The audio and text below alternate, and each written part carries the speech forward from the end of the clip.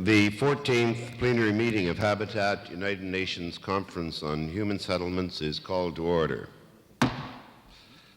We shall now continue with the general debate. The first speaker this afternoon is the head of the delegation of Costa Rica, His Excellency Mr. Eliado Jara, who I now invite to the rostrum.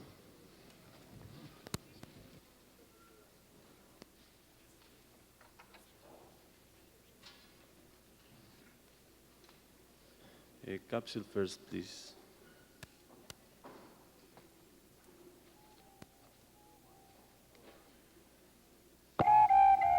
América, Costa Rica, 50. Costa Rica, it has 51,000 square miles, 2 million inhabitants. Costa Rica, 1975. Costa Rica is a small agricultural country. The export of bananas, coffee, and cattle is our main source of income. The import of industrialized goods places us in a situation of economic dependence. It is necessary to import the most elementary working tools and a large number of useless goods which are typical of the consumer society. Furthermore, many farmers live and work in conditions of backwardness because of the gradual monopolization of the best lands by a privileged minority and transnational companies. Farmers who have emigrated to the cities to find work constitute belts of poverty, and this is underdevelopment. In an effort to overcome this underdevelopment, we are now organizing rural workers and the popular majorities. The National Organization for Community Development is promoting community development, and free community associations are formed. They have a legal personality and have economic resources from 25% of income tax and a guaranteed loan from the People's Bank, a center for child nutrition, a house of culture, are proofs of the achievements of the community associations, not only to solve basic problems, but also to promote culture, folklore, and above all, an awareness of the power of a people's organization. Thus, in our small country, a change is taking place, a change which will mean a better life in the future, a peaceful existence which will also include conservation of the natural environment, which is our best heritage. Here, Costa Rica, 1,995.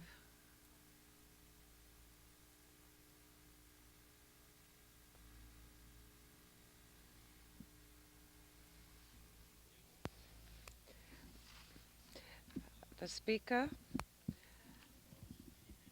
the head of the delegation of Costa Rica, His Excellency Mr. Eliado Jara.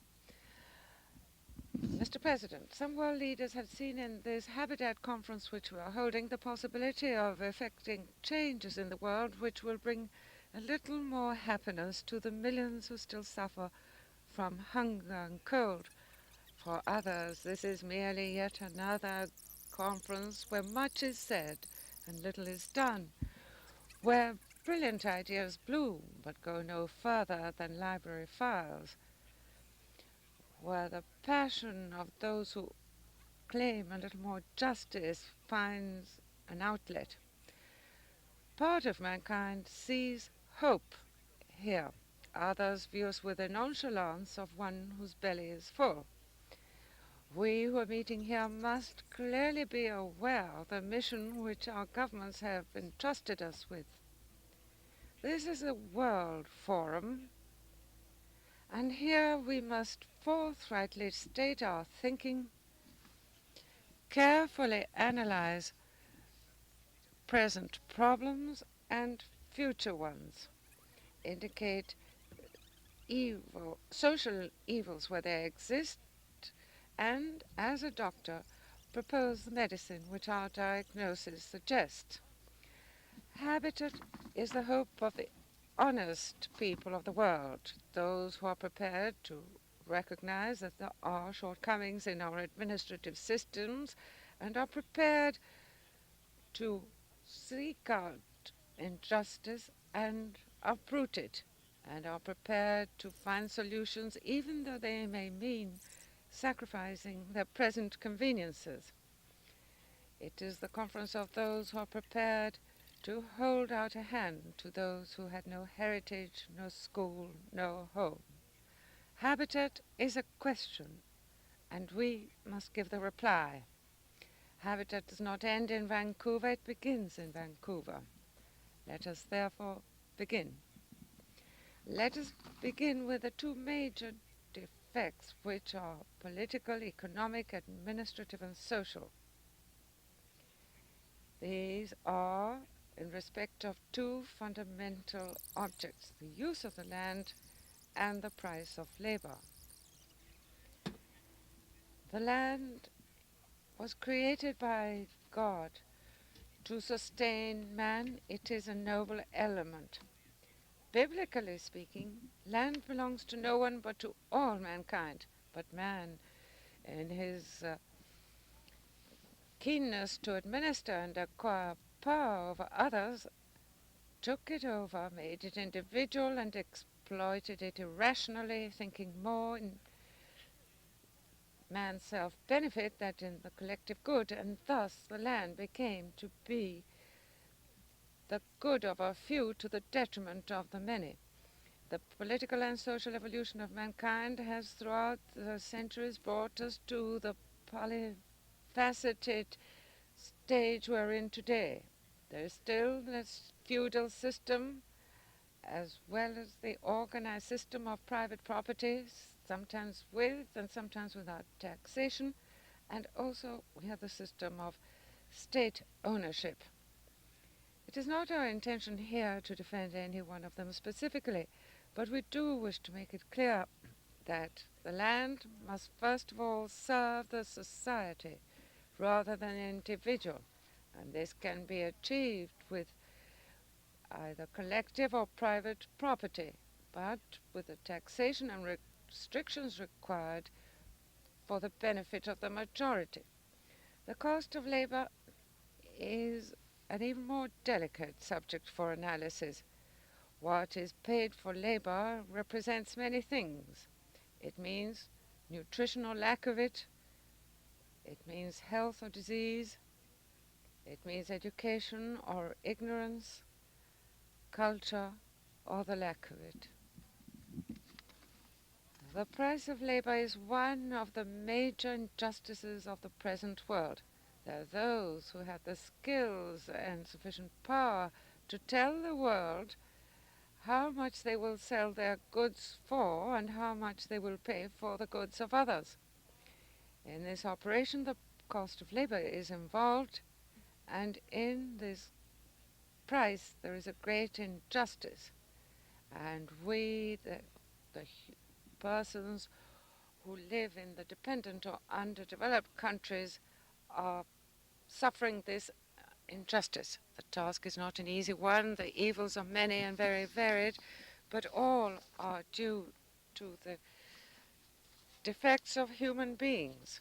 That means that if we are to begin at the beginning, we should analyze ourselves and be aware that, as I said, we are made of flesh and blood and mind. We must moderate the appetites of the flesh so as to cultivate our spiritual forces and cause them to bloom, and always bear indelibly in mind the thinking of a great leader of mankind: love one another.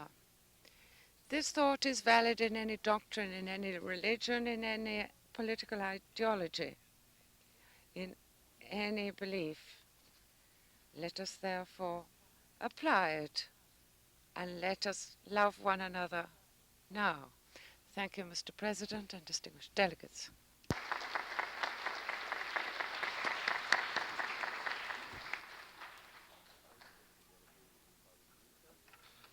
I thank the head of the delegation of Costa Rica. The next speaker is the Minister of Housing and Building of Peru, His Excellency Mr. Isaias Paredes, to whom I now give the floor.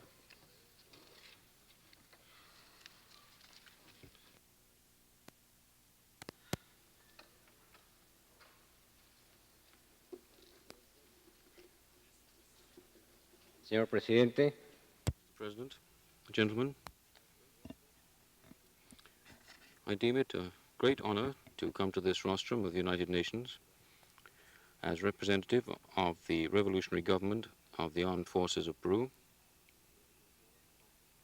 in order to speak at this important conference dedicated to the search for solutions for the complex and growing problems of human settlements. Firstly, I would like to convey to you a message from the President of the Republic of Peru, General Don Francisco Morales Bermudez. Capsule, please.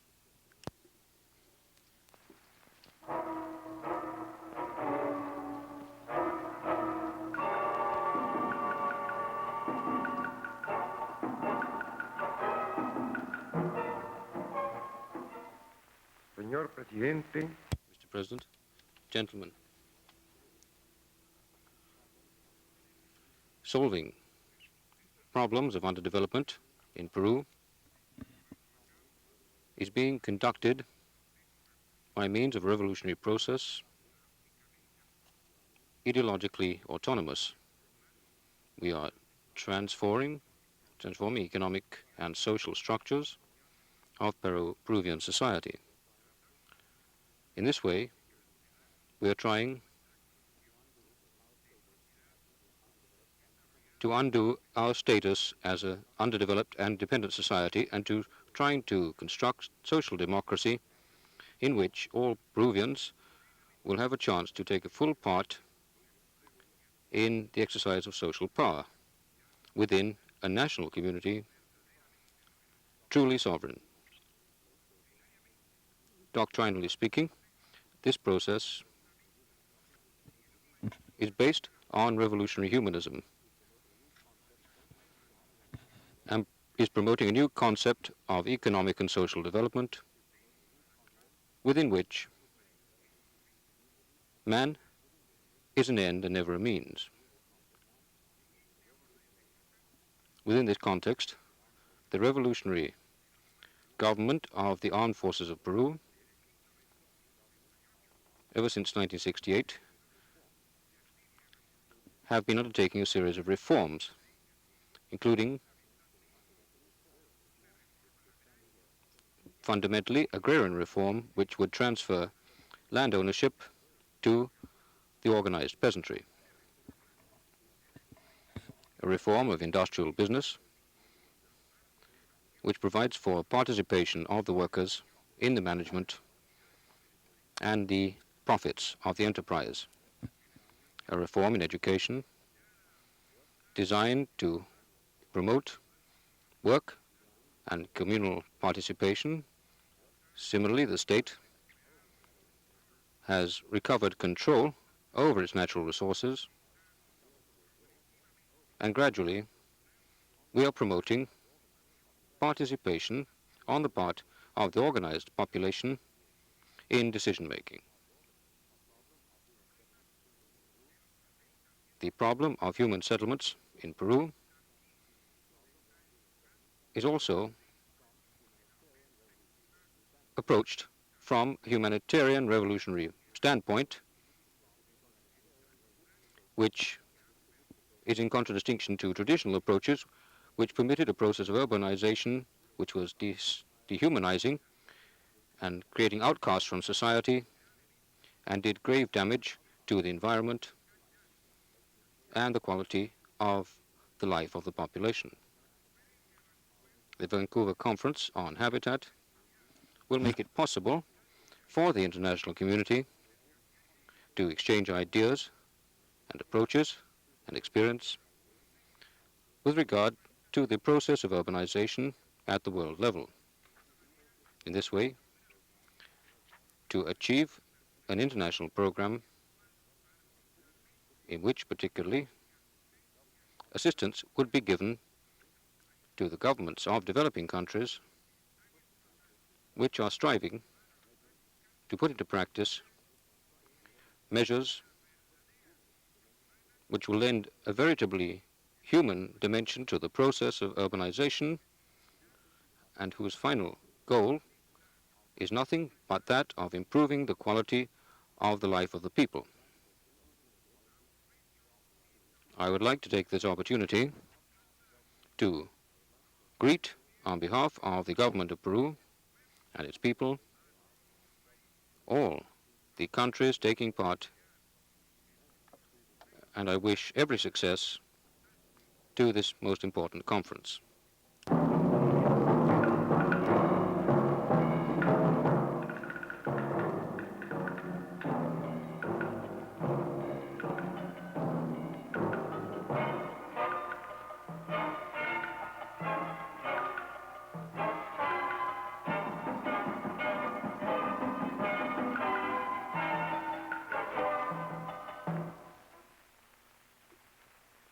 Señores, Gentlemen, Peruvian society is undergoing a profound process of political change as well as social and economic transformation as a result of reforms which are leading in an orderly fashion our society towards a social democracy of full participation. This revolutionary process, which is nationalist, independent, and humanist, was begun by the armed forces in October 1968 in order to put an end to the prevailing situation of injustice in which the vast majority were excluded from the mainstream of society and exploited by ruling oligarchies which maintained a fragmented society which lacked national unity. The creation of a new society carries with it the commitment to create conditions which will ensure the rights of all Peruvians to access to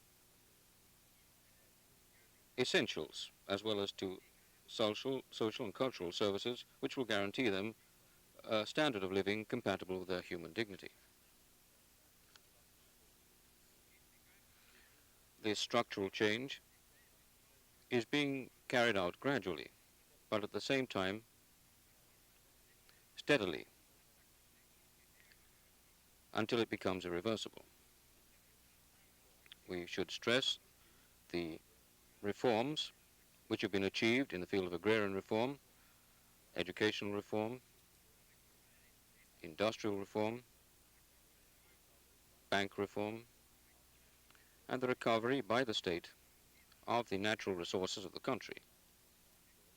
State control over foreign trade in fundamental commodities, and the consolidation of the entrepreneurial activities of the state in strategic sectors. In its relations with the other countries in the world, Peru has the deepest respect for the freedom of peoples to seek their own path. But at the same time, we also feel the urgent need for close international cooperation in order to build a genuine and effective community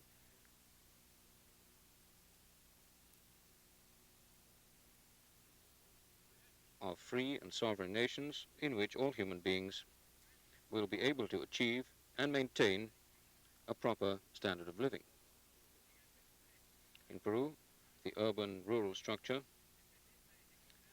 presents a picture of imbalance. It is only in the metropolitan area of the capital, which has about a third of the population of the country alone, and a high rate of population growth which amounts to 6% a year.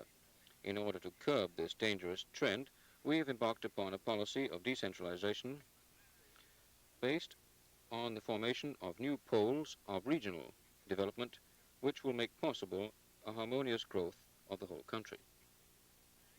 At the same time, as part of the policy of development, we are promoting various forms of popular participation, both in towns and in the countryside. In cities, low-income people are involved in tasks of local development by establishing services, constructing communal facilities, and also in the building of housing by means of do-it-yourself types of construction in which the people provide work and savings and the government helps them technically and financially. As to the rural population, there are small-scale irrigation works that they are engaged in, the building of roads, the reclaiming of land in the jungle, and the carrying out of certain service and infrastructure work. The general aspects of our governmental policy, which in this brief summary I have made known to you, will give you some idea of the efforts being made in my country to overcome the difficulties inherent in human settlements of a developing country.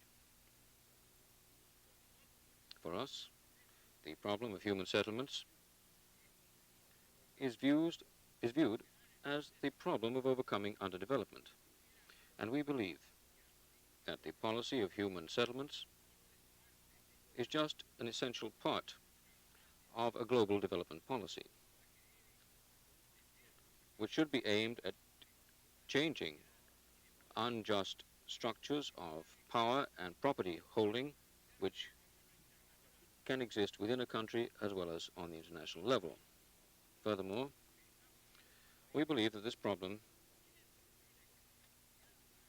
has problems which should be solved individually in each country, and that the benefits of advanced technology should not only belong to highly industrialized countries, but there is also value to be attached to the interchange between nations with social, geographical, and ecological features which are similar. We also believe that for international cooperation to be genuinely effective, we should contemplate a review of the present system which would ensure an equitable distribution of wealth on the basis of fair prices for products, the only way of making it possible for developing countries to solve the serious problem of the human habitat. We have made a film, and I invite you to spend a few minutes watching it. In it, we show some of our achievements, the result of the genius and communal efforts of Peruvians, as well as the action of our government in its search for solutions to our problems. The capsule, please.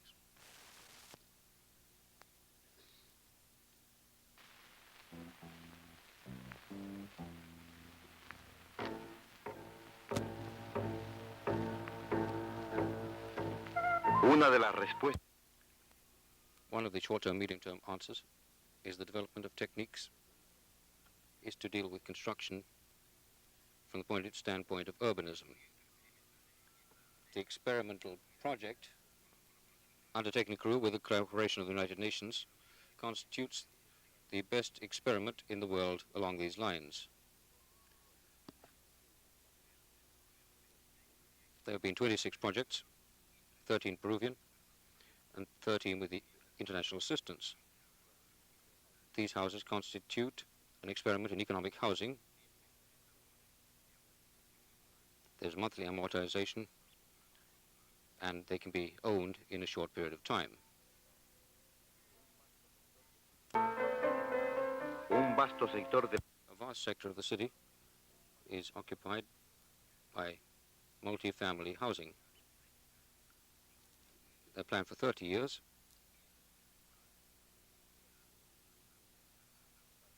And initially there were sites of deteriorated housing.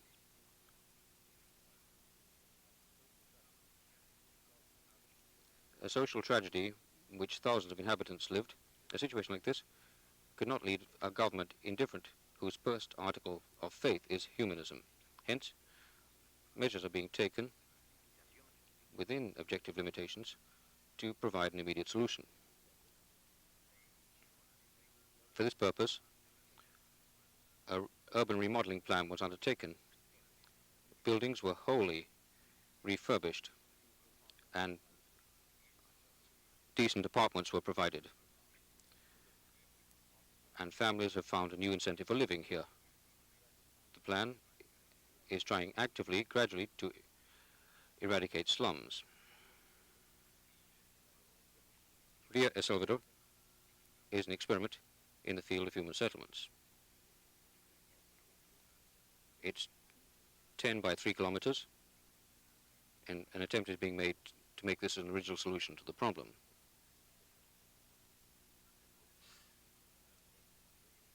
Also, we're attempting a type of urban structure which can serve as a support for the social element.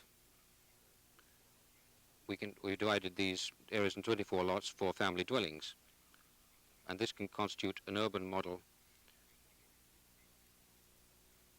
These modules are constructed as residential areas by sector and district, and services are interrelated to the design. Each of these manzanas has representatives to deal with problems of education, salud, health, production, services, and marketing.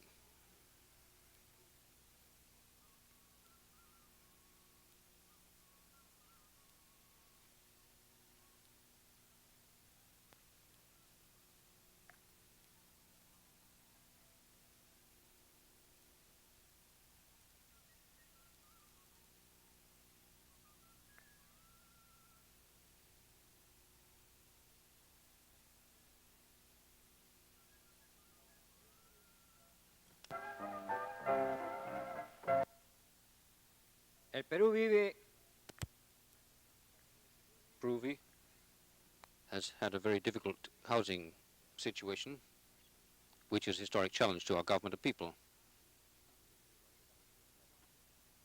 We've done a great deal, but a great deal remains to be done. We have faith in our destiny, and we are firmly dedicated to creating a new land in which equality and justice will reign, and the participation of the whole people will be guaranteed according to the capacity of each.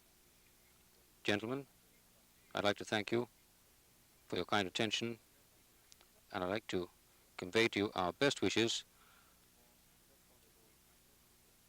for the best possible success of this conference on housing. Thank you. Right, I thank the Admiral, the Minister of Housing and Building of Peru, and under Rule 52, I invite the representative of the African National Council of Zimbabwe, Mr. Z.M. Kamanya, to speak.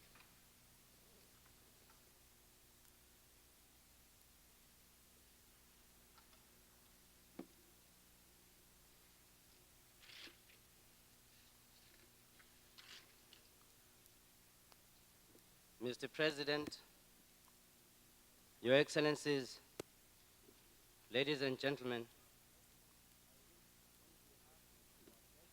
I wish on behalf of our President, Bishop Eben Zorewa,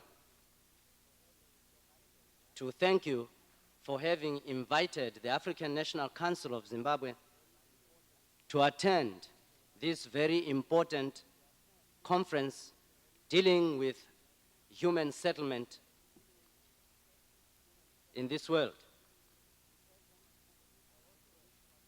Mr. President, I also wish to associate the African National Council of Zimbabwe with the good words that have been said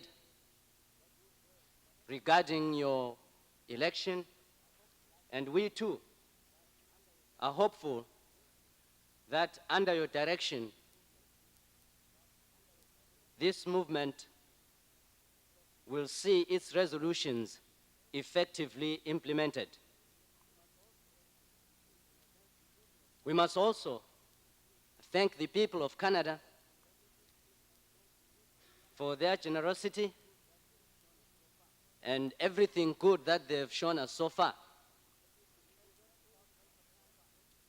Mr. President, without waste of time, I wish to inform this august body that the African National Council of Zimbabwe is not a government, it's a liberation movement. But being a government does not mean that we do not have habitation problems. The African National Council does have habitation problems. As you may well be aware, Mr. President, the African National Council is today fighting in Zimbabwe against minority racist oppression. And the effects of this fighting is that we now have a habitation problem. We now have a people inside Zimbabwe who are being forcibly moved from their traditional homes to fences built inside barbed wires. Tinned structures have been constructed for them. One round hut houses the father, the mother, the children, the brothers, and the uncles. Living conditions in these so-called protected villages, which we know of certain to be concentration camps, are poor, to say the least. That is the first category, Mr. President.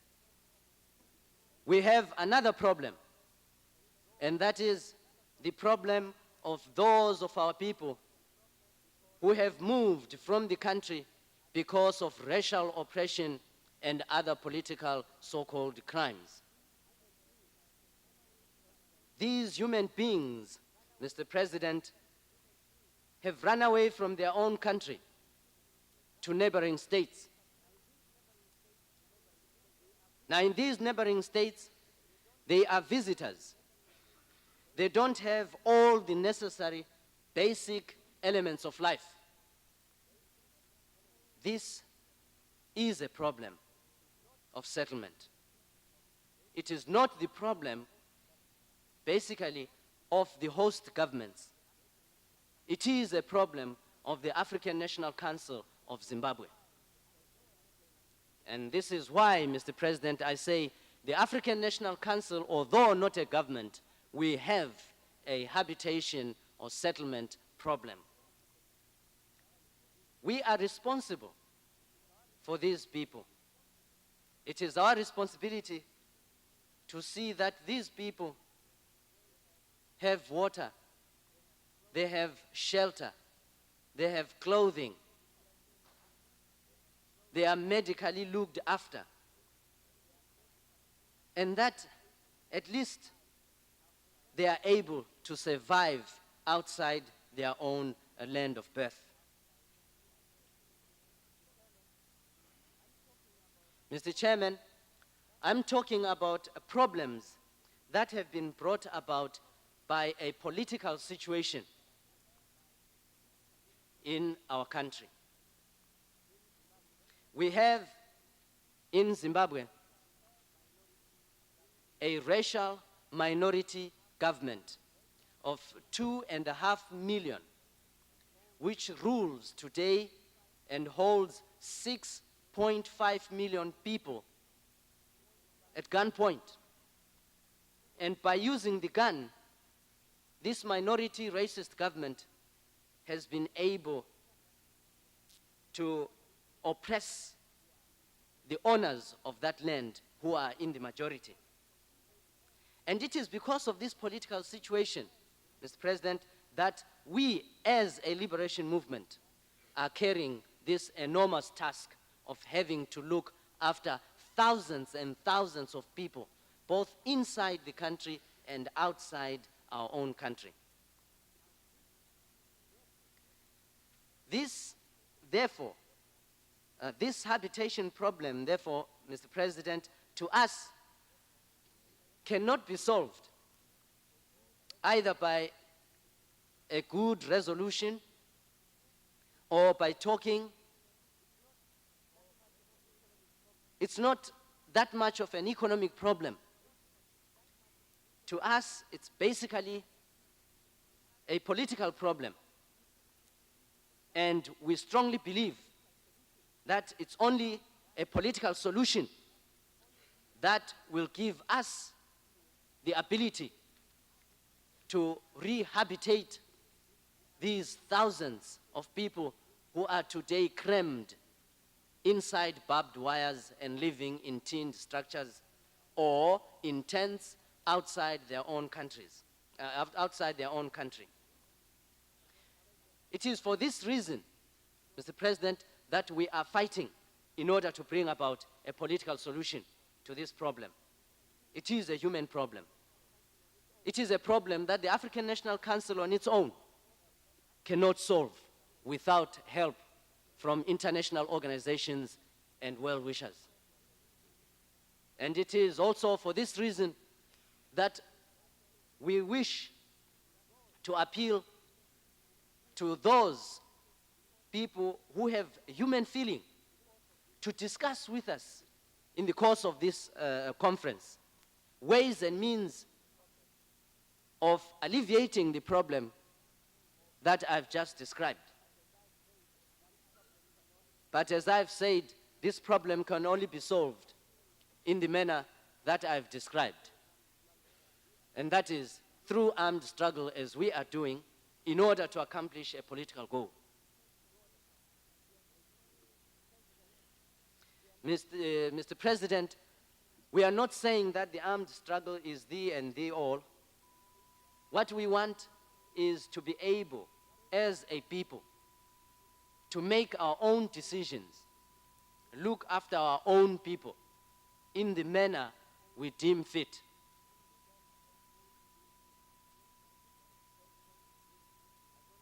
Mr. President, I don't want to take a lot of time of this conference, but my delegation's humble submission is that the liberation movements attending this conference and those who have failed to get to this conference have a real problem, this human problem of habitation. And for this reason, Mr. President, the African National Council wishes to make an earnest and urgent immediate appeal, and that is that we request this conference to make a special immediate gesture of help to solve our problem. It is our expectation that this conference will not just discuss this problem and just go away home. Most of the delegates at this conference are governments and with physical and financial abilities to take solutions which have been discussed in this conference, using their financial and physical capabilities to solve those problems. But the liberation movements are not governments. We don't have the necessary financial and physical capabilities to solve this immediate problem. And for this reason, Mr. President, I earnestly make this appeal. Thank you.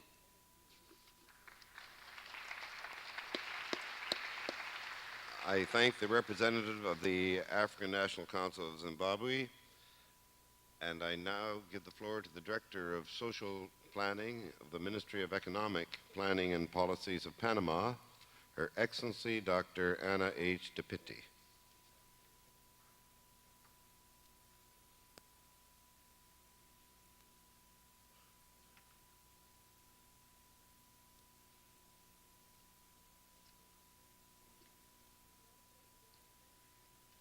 Señor Presidente, Mr. President,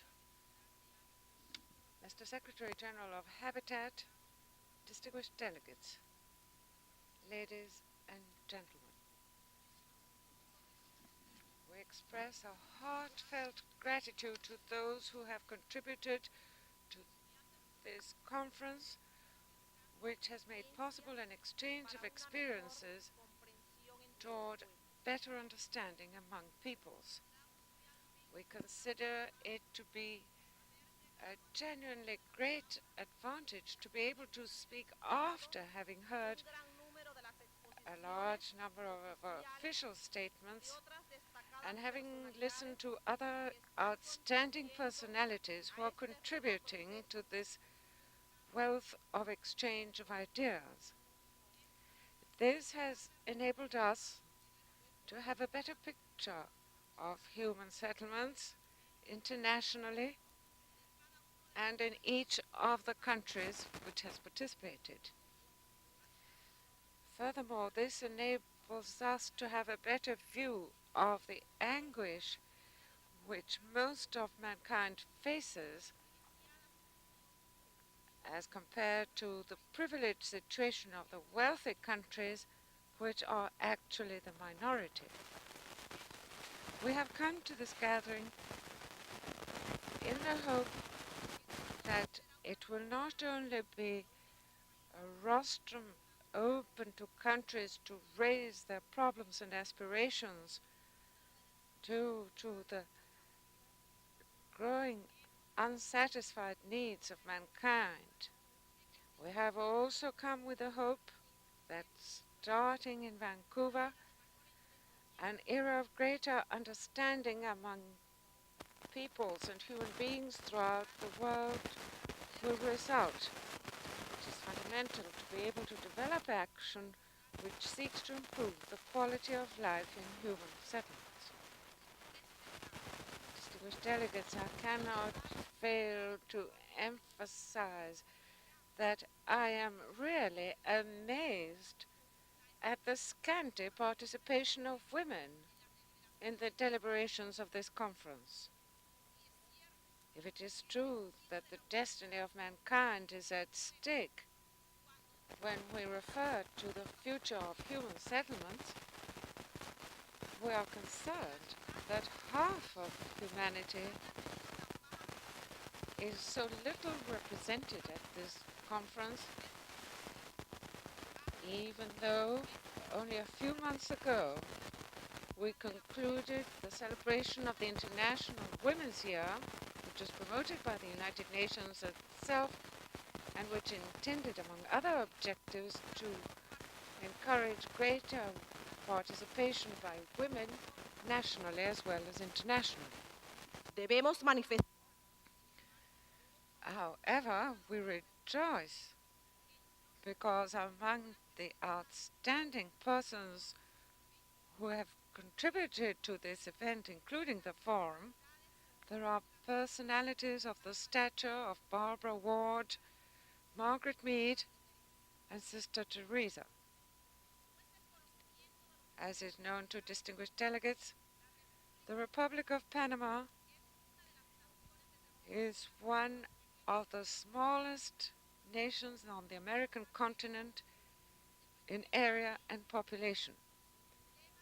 And yet, in it we have the problems and difficulties of the majority of the developing countries. And obviously, there is a certain proportion as to the intensity and complexity of our problems as compared with the sister countries of the same family with larger areas and populations. In Panama, as in many regional imbalances, we can clearly identify areas where people live in conditions of poverty with subsistence economies, with low productivity levels and low employment opportunities. In contrast with these regions, we find others which, because of the natural and geographical conditions which are more favorable,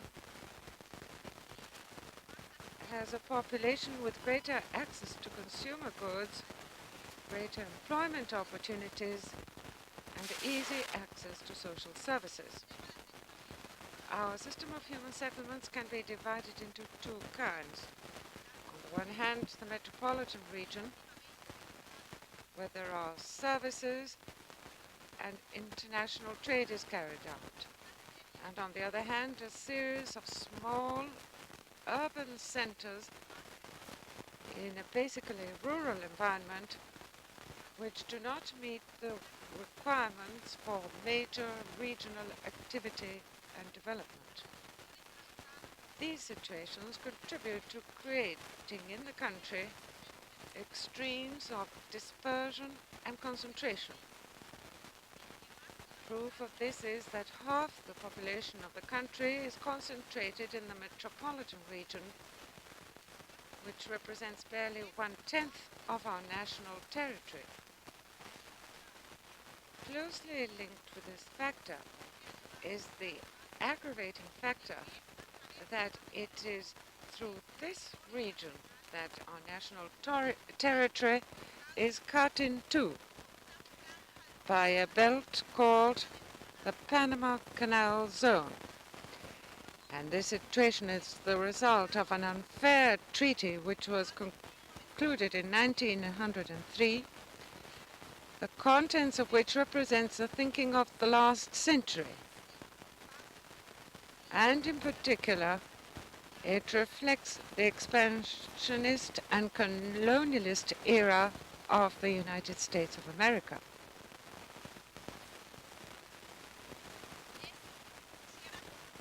This leads us to conclude that although Panama is a small country, it is afflicted by a problem of great magnitude.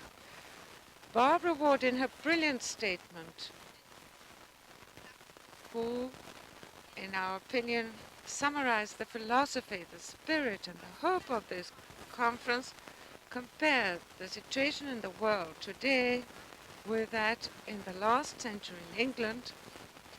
And in this respect, there's not the slightest doubt that the existence of a colonial enclave in our country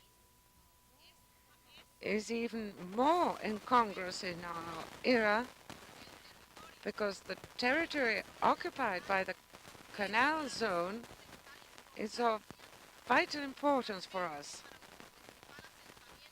mainly for our principal metropolitan settlement and also for the economic and social development of the entire country.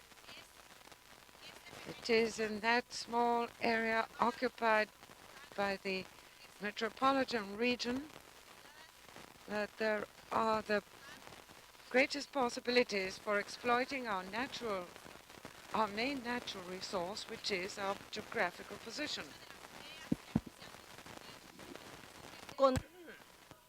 Clearly, many of the ideas discussed here about control and use of the land could only be applied in part in the case of Panama. Because when we say that Panama does not exercise full jurisdiction over its entire territory, this means that part of its most valuable land is not under the control of the Republic of Panama, but is administered by one of the great powers. The metropolitan region, in which half the Panamanians live, is the main political, administrative, economic, and cultural center, and above all, in it is the main urban center and capital of the country, the city of Panama. Both Panama City, as well as the second largest colon, has the unique characteristic of being the only cities in the world which border on their own territory on which the country itself does not exercise jurisdiction.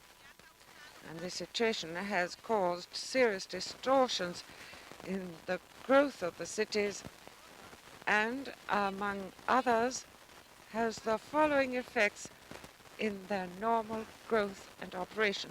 A. Underuse of the lands adjacent to the city of Panama, which is occupied by 14 military bases, representing 68% of the present use of the soil in the Canal Zone, as compared with only 3.6% allocated to the canal itself and its installations. B, it is impossible to establish a system of government and administration which includes the entire metropolitan region of the capital of our country because of a treaty which was imposed more than 7 decades ago, because of the authority, laws and controls of our foreign government which prevents normal planning, control and administration. The lack of available land, mainly those which are adjacent or close to the interoceanic canal, which are required for the urban growth of our country. Another consequence is obvious distortions in the use of the soil for military purposes, which are not in proportion with the canal and lead to a marked limitation of the physical and rational growth of our main human settlements. These facts, while it is true, are not the only problems which affect the main population centers of the country, do have a negative impact on our growth and development. It is for this reason that we maintain the position, which is shared by other developing countries and which are affected by problems very similar to ours, that the land is a basic natural resource for economic, social and political development of peoples. And therefore, governments should retain complete jurisdiction and exercise full sovereignty over the land so as to be able to plan the development of human settlements over the entire national territory with complete freedom. In this respect, this resource should not be the subject of restrictions imposed by foreign nations, which keep the profits thereof and prevent their its rational use. Panama, as a developing country, has been facing and progressively solving the many problems which affect our human settlements, such as unemployment and underemployment, illiteracy, the lack of adequate housing, the scarcity of environmental protection services, and so on. Our national government, to meet these requirements, has set up a series of policies which will lead to a more balanced national development.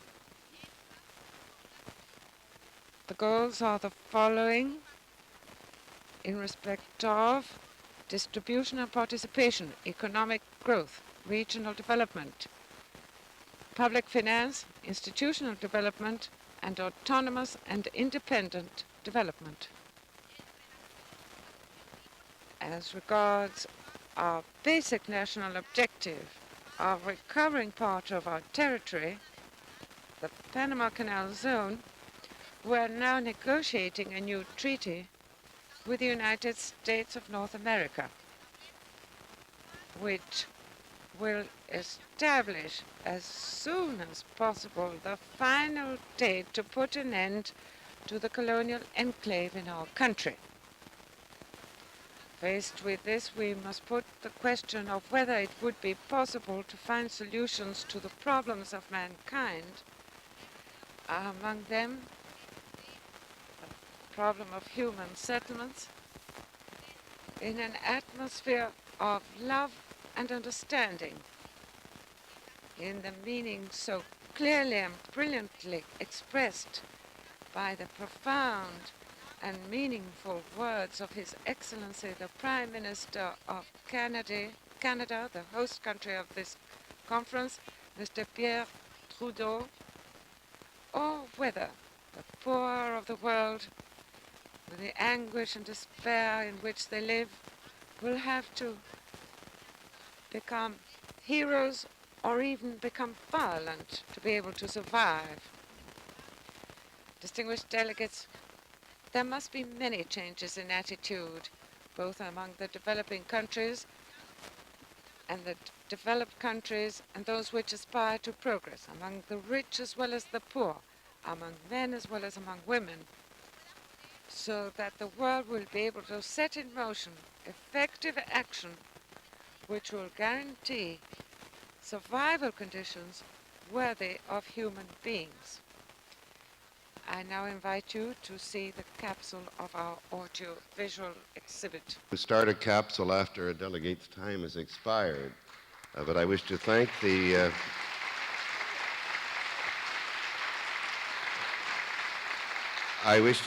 Director of Social Planning of the Ministry of Economic Planning and Policies of Panama, and I would invite delegates to view the capsule in the proper viewing facilities.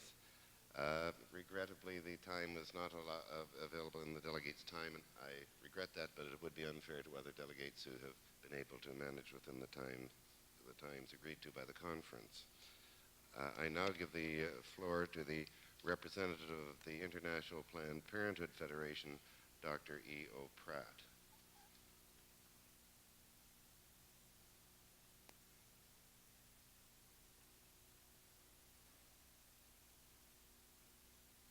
Mr. President, Mr. Secretary General of the Habitat, distinguished delegates, the International Planned Parenthood Federation is a federation of voluntary, autonomous national family planning associations which believes that knowledge of family planning is a basic human right and that a balance between the population of the world and its natural resources and productivity is a necessary condition of human happiness, prosperity, and peace. A broader aspect of its hopes of achievement is to increase understanding of the relationship between family planning, population dynamics, and other social and economic development issues. The International Planned Parenthood Federation actively encourages and organizes the training of all appropriate professional workers, such as medical and health personnel, educationalists, and social and community development workers, and promotes family planning through other organizations. This broad approach to information, education, and training reflects the International Planned Parenthood Federation's concern with all aspects of Planned Parenthood, its global implications, and its role as a vehicle for social development. The International Planned Parenthood Federation believes that the United Nations Conference on Human Settlements must firmly recognize the total relationship between environment and population. There is little doubt that this relationship exists, however difficult it may be to give it a coefficient, and that, particularly as development proceeds, the more people there are, the more pollution, environmental degradation, and resource depletion there will be, unless man continually uses his ingenuity and technology wisely.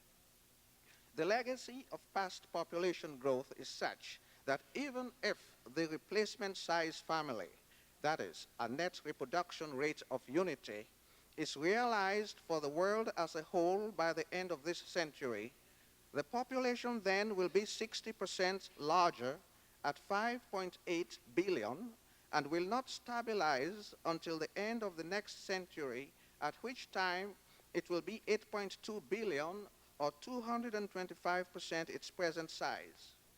If the developed world reaches a net reproduction rate of unity only in the year 2000 and the developing world in the year 2040, the world population will stabilize at 15.5 billion people, or well over 4 times its present size.